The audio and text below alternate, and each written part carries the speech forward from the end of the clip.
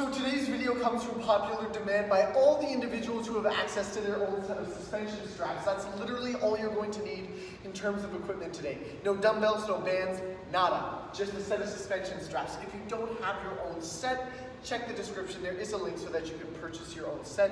And this will come in extremely useful adding to your home gym equipment in terms of versatility, as well as variety of exercise selection and the relative intensity that comes along with that.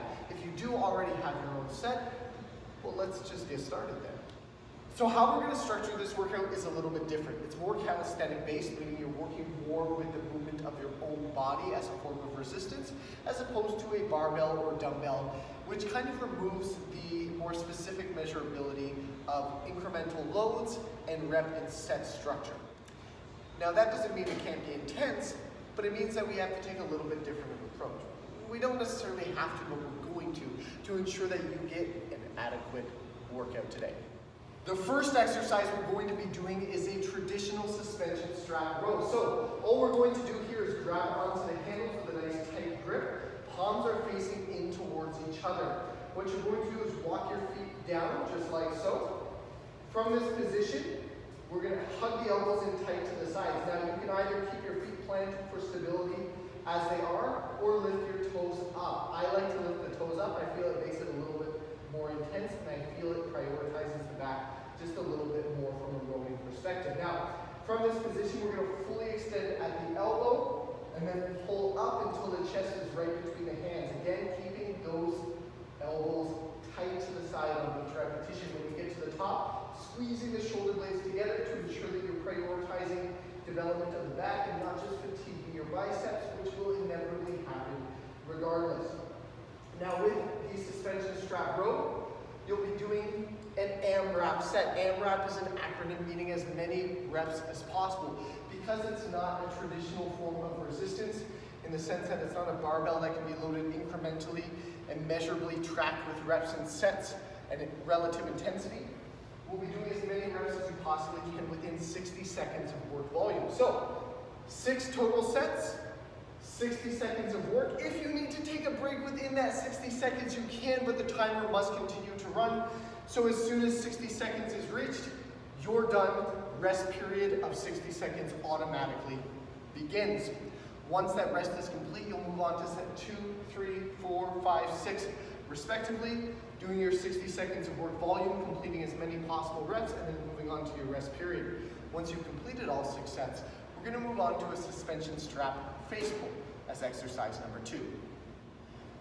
For the second exercise, being a suspension strap face pull, we are going to drop these sets down to 5 total sets from 6, and instead of 60 seconds of work volume, you'll be doing only 50 seconds. Just a reminder that in that 50 seconds, if you do need to take a break at any point, you can, but the timer must continue to run. Now the face pulls are a little bit more challenging depending on your individual level of strength, so you might find it useful to walk yourself back to a more upright position to lower the relative intensity of the movement itself. Now, the difference here being, we're going to turn the palms down towards the floor, and instead of keeping the elbows tight to the torso and pulling the chest in between the wrists, we're actually going to pull up towards the ears and allow the elbows to come out. This is targeting more of the upper back and rear delts comparatively, focusing on a full extension in the arm, keeping a tight grip on the handles, and again, up towards the ears, squeeze the shoulder blades together to ensure we're prioritizing that upper back and rear delts, and then back to a full extension. Allowing those elbows to come off of the torso. They do not have to remain tight to the rib cage as they did on the row. We actually want them to come out and up on this particular exercise. Once you're 50 seconds, 50 as in 5-0, work volume is done, you're going to rest for 50 seconds before moving on to set 2, 3, 4, and 5, respectively. The next exercise on the list is going to be a suspension strap Y raise, which is arguably the most difficult of all 3 of these to get a handle on. For the suspension Y raise, we're going to drop the work volume and the working sets down. Again, you can probably see the pyramid or reverse pyramid approach taking place here. We're going to go down to 4 working sets, and instead of 50 seconds of work, we're down to 40, 4-0. So the Y raise is quite a bit more challenging. You're going to start similar to how you did with the suspension strap face pull. But instead of bending at the elbows, you're actually going to raise your knuckles to the ceiling. Is probably the best way I can describe what's about to happen. So we're going to lift up, keeping the elbows fully extended, as in keeping the arms straight, and then maintaining that tension on the suspension straps. We're going to lower right back down to the starting position. So the hands are coming up and out. If you were to see this from the back, it would look like the letter Y.